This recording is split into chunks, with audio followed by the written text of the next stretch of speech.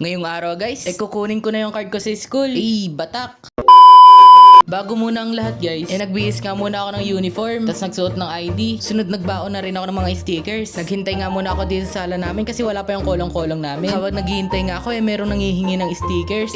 Batak nga naman talaga. Maya-maya nga lumabas na ako ng bahay namin kasi dumating na yung sasakyan namin kolong-kolong. Kaya sumakay na ako. Sumama nga rin sila mama, tapos yung mga kapatid ko, tapos yung pinsan ko. Tapos si lolo nga yung service namin. At umalis na nga kami. Paubos na nga yung gasolina namin kaya nagpagasolina nga muna kami dito. At natapos na nga magpagasolina kaya umalis na kami. Nadaanan na nga namin yung bayan dito sa San Jose City, Nueva Ecija. At nakarating na nga kami dito sa eskwelahan namin. Kaya bumaba na ako at pumasok na sa entrance. Tumakbo na nga ako papunta sa faculty para puntahan yung advisor ko at kunin na yung card ko. Pagkapunta ko nga guys wala yung mga teachers tapos yung advisor ko tapos yung mga gamit nila. Kaya naisip ko baka lumipat sila ng faculty. Kaya pumunta nga muna ako dito sa ICT teacher namin, si Ma'am MJ Novelo, para magtanong kung nasan yung advisor namin.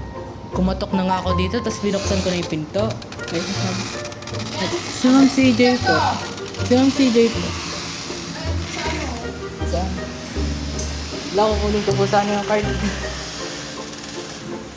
Kukunin ko po sana yung card. Okay kayo sa vlog niya. Vlogger to eh.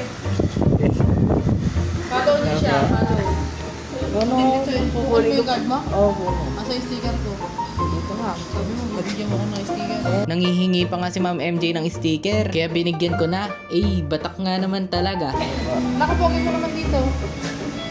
Ano lang po yun, kinartin lang po. After ko nga mabigyan ng sticker si Ma'am MJ at tanungin kung nasaan na yung faculty, nagpaalam na ako. Pumunta na nga ako dito sa bagong faculty room. Sabay kumatok na tapos pumasok. Si Ma'am Si Ma'am Si Ma'am Si Kukunin ko siya saan yung card.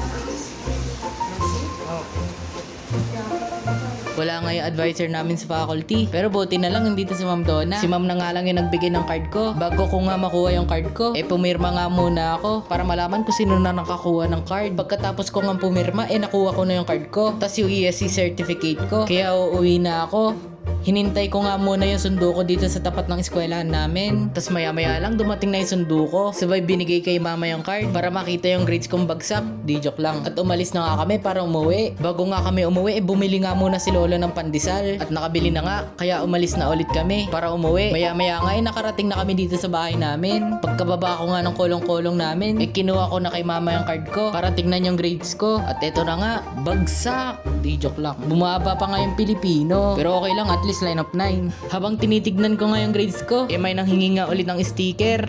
Batak nga naman talaga diba? Pagkabigay ko nga ng sticker, kinumpute ko na yung nakuha kong grades ng 4th quarter para malaman kung ano yung average. At eto na nga, batak with high honor pa. At hanggang dito na nga lang yung vlog natin. Shoutout nga daw kay Bonbon. Maraming salamat sa inyong suporta. Follow, like, and share guys. Paalam!